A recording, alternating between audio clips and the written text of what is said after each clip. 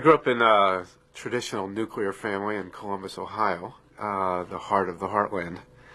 And we lived on a beautiful little street called Rainbow Park, and the dogs were there and the kids played with each other, and it was all very peaceful, although there was always something missing for me, something that didn't quite click about living in Columbus. It was too quiet, too unexciting, there was just something missing.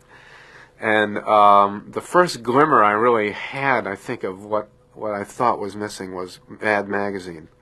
Mad Magazine came, I remember going over to a friend's house and we were just kind of playing in the room, and there it was. It had a wedding cake of Alfred E. Newman walking, and his prospective bride walking off the cake, and him looking like, well, what me worry, and it was just, it was a profound moment in my life, and I think for many of my friends too. We had a little cult of Mad Magazine because they were so offbeat, and they were in tune with some kind of energy that we just didn't have in our daily lives there in Columbus. And Columbus was, and so much of the Midwest was just kind of football, and everything was okay. It was peaceful, it was calm. People had big tail fins on their cars, and everyone pretty much tried to look alike. And for those of us for whom things weren't quite right, we felt like there was something wrong with us, that it didn't quite mesh. And coming in touch with Mad Magazine, and then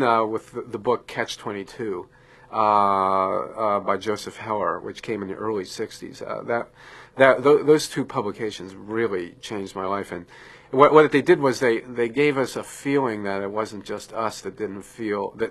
They gave us a feeling that it wasn't just us that were a little offbeat, that there was an actual culture out there to which we could relate.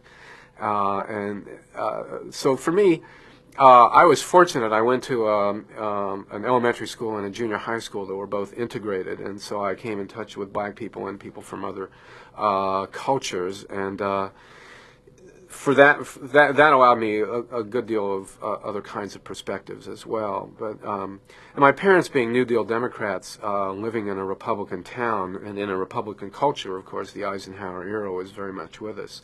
Again, it made us feel a little bit like outcasts, and I always felt like an outsider. I always felt like an outcast in Columbus, and now I'm glad I was, because it really, the people who weren't outcasts, the people who were integrated into the culture and who felt comfortable with it, I think wound up having much less exciting lives. And some of them went straight from the 50s to the 80s. The 60s and 70s kind of passed them by, and that wasn't true for those of us who were plugged into Mad Magazine.